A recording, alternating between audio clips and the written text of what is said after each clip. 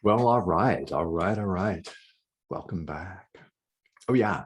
Oh, yeah. Welcome back to A Course in Miracles. And I'm delighted that you've been joining me throughout this journey because, well, it is a journey, isn't it? Isn't it? I mean, wouldn't it be great? Wouldn't it be great if we could just experience enlightenment in a sudden blinding flash without having to do any of the work at all? Just kind of magically snap our fingers and then boom, the ego completely dissolves and we're just cool. Wouldn't that be something? Yeah. Well, and as we discover, it's in fact a process. And while that aspiration may be beautiful and it might be a really, really fun and kind of a funny thing to imagine, right? Yeah, for the overwhelming majority of us, it is not that way at all. And we instead have a practice where we're waking up from the dream gradually, a bit at a time, and following the workbook for students, a lesson at a time, which could mean a day at a time from 1 to 365 over the course of a calendar year. Or it could mean you take a little bit here and you take a little bit there, or you spend several days on a certain lesson because you realize, wow, I need this, or it resonates with you so strongly that you feel that you need to keep going back for that and absorb it and integrate it before you move on to the next. Any way you take it, totally valid. What's important, and what I thank you for, is that you're showing up. That's the most important thing. The most important thing, the most important offering we could ever make on the spiritual path is our own practice. It is a greater offering than money to a cause or an organization or a church or a sangha or something like that, which is a beautiful thing to do. Yes, of course, your practice is an even greater offering still. It's an even greater offering than service to said church or teacher or sangha. It's an even greater offering than that. Why? You're doing the work yourself to remove ego from your life. You're doing the work to remove the barriers to the awareness of who you are. As the Course puts it, removing the obstacles, the barriers to our awareness of love's presence. Which leads us right into lesson 174. Yeah, because we're going through the workbook sequentially and systematically. As you know, we're in the midst of a period of review, meaning we're going back and looking at a couple of lessons that we've seen earlier. Now, reminder that when we practice, we're beginning and ending with the statement, God is but love, and therefore so am I. We're also saying that in between the review ideas, and we could just say it once and contemplate it, but the Course encourages us, and I encourage you as well, to sit with this idea. Sit with the depth of it. Sit with the profundity of it. Sit with the truth of it and feel it. Yeah, let it permeate every cell. And then deeper still, because we're not a collection of cells. We're not a collection of quarks or protons, neutrons, neutrinos, none of that. God is but love, and therefore so am I. All of us, you too.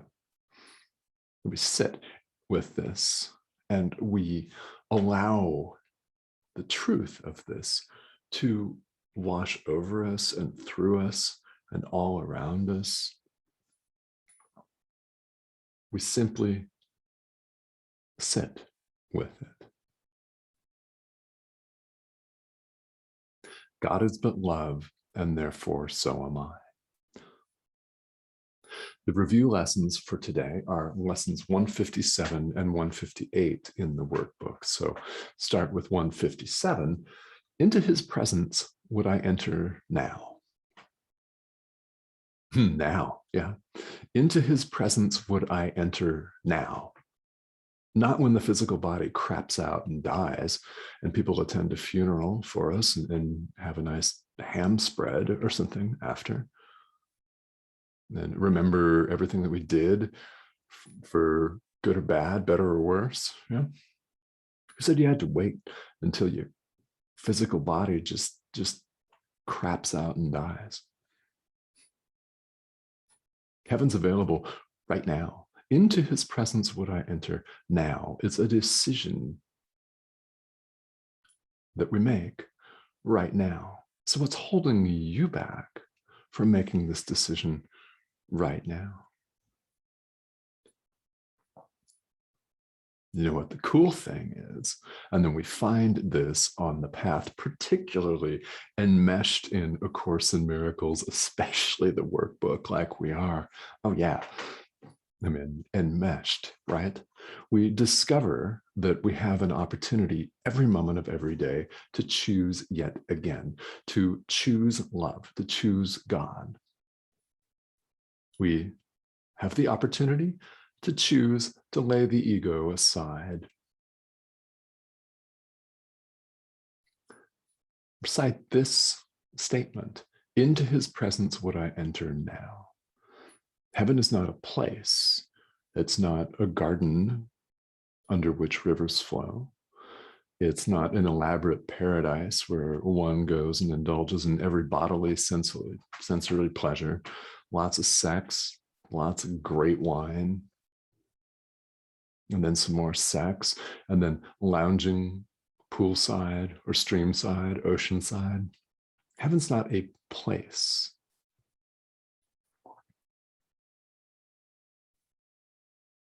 There's no place for us to go. Why?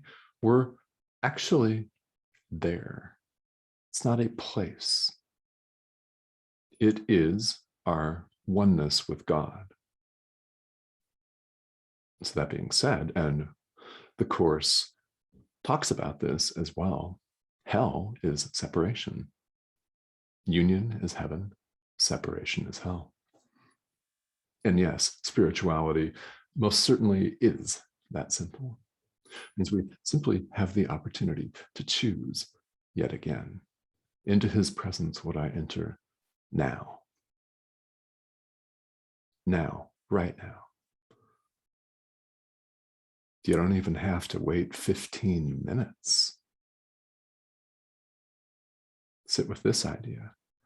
And then following the suggested practice sequence, sit again with the idea: into his presence would I enter now.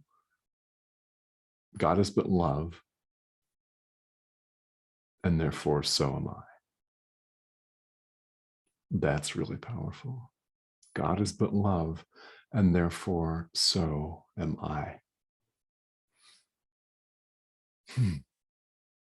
Yeah.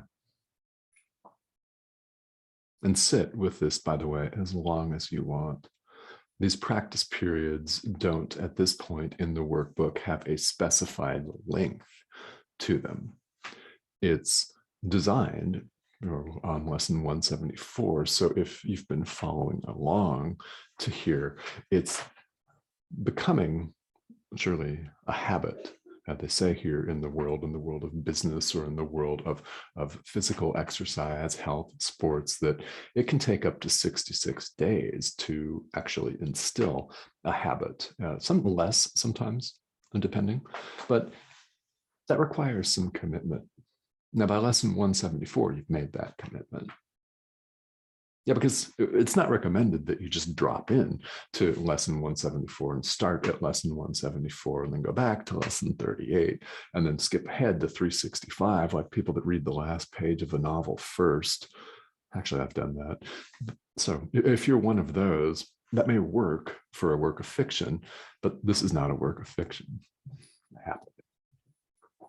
And it is highly recommended that we go through the workbook from lesson 1 to lesson 365, 165. Now you don't stop there, right?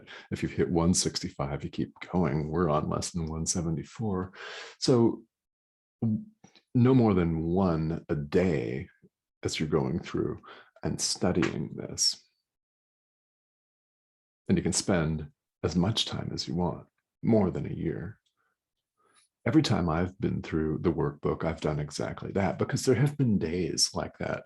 There have been days where I decided to spend a second day or a third day on a particular lesson because either I really, really recognized and admitted to myself that I truly needed the practice, or something resonated with me so strongly that I wanted to sit with it and integrate it some more. So as much time as you like on this is what's recommended. It's a self-study course. So in practicing this idea, take as much time as you need with these ideas. And God is but love, and therefore so am I. All right, lesson 158. Today I learn to give as I receive. Powerful. So let's definitely review this. Today I learn to give as I receive. Sum it up. Giving and receiving are one. One, they're indivisible, they're the same thing. In the world, identifying with the ego, we naturally see that differently, don't we? I mean, we see it all too often. When we give something, often we're actually afraid to give something. We're actually afraid to give our effort or our thoughts, money, right? Our physical assistance.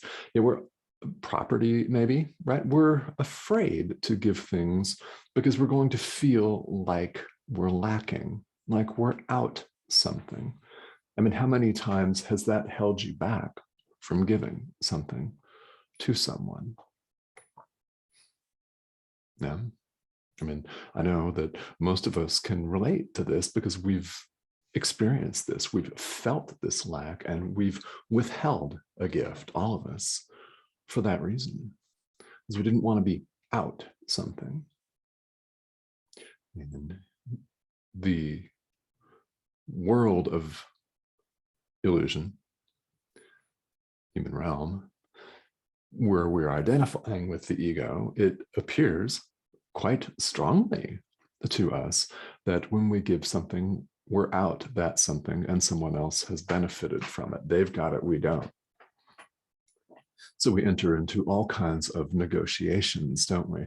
We enter into a state of quid pro quo and haggling and bargaining where you get something, I get something, but it's got to be a win-win. Well, in truth, giving and receiving are actually the same thing. Let's put it in terms that we've seen here in the course workbook.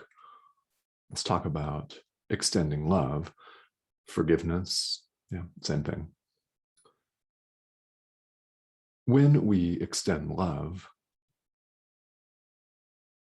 we don't lose it, we gain. When we extend forgiveness, we're in fact forgiven. When we extend love to another person, to a brother, sister, that could be, actually doesn't have to be a human being, can be an animal or something like that. When we extend love, we're in fact receiving love. When we extend forgiveness, we're receiving forgiveness. There's nobody or there's no thing out there. What we're seeing in the world, to put it more correctly, what we appear to see in the world is a reflection of what's going on in our own mind. When we forgive, someone, we're really, and quite literally, forgiving ourselves. We receive the gift that we give at the same time, simultaneously. Think about giving love. When you extend someone love, truly from your heart, you're not out anything. You get it back, don't you? And if you don't get it back immediately, you'll get it back. And that person might be incapable of demonstrating love. They might be in a very dark place in their life. They might find themselves in a manipulative state of mind, or a receiving and non-giving state in their own minds. But love only extends itself, remember. God is but love, and therefore so am I, so are we, so are you. To give and to receive is, in fact, the same thing. Giving and receiving are one in truth. So today I learn to give as I receive. And by now we have rehashed the point, and we're going to keep going with it. Oh, yeah, we're not done yet. We're actually not even halfway through the lessons at this point. So almost, but not quite. We extend love. We're here to remove the barriers, the obstacles to our awareness of love's presence. It simply is. God is but love, and therefore so am I. It has always been there. We have always been there as we were created. This reality has never left us. So we close this workbook lesson again with the idea, God is but love, and therefore so am I.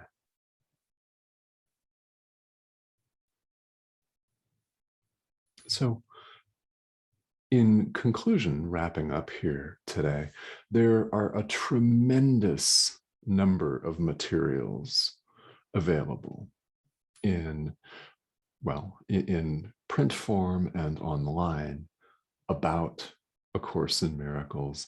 And there's a tremendous amount of commentary, some of it quite excellent, very helpful, supplementary commentary about the idea that giving and receiving are one. It's a central idea in A Course in Miracles. This is why we review it today, and that's why we'll continue to come back to it.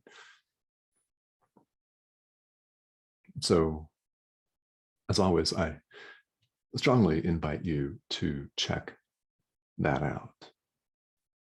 All right. Thank you again for joining me. We're going to continue. We're in the midst of a review period right now with a very, very poignant and central idea that God is but love, and therefore so am I. All right. So thank you so, so much for tuning in here. And we're going to keep going. Oh, yeah. What else are we going to do? The journey has begun. So thanks for walking it with me.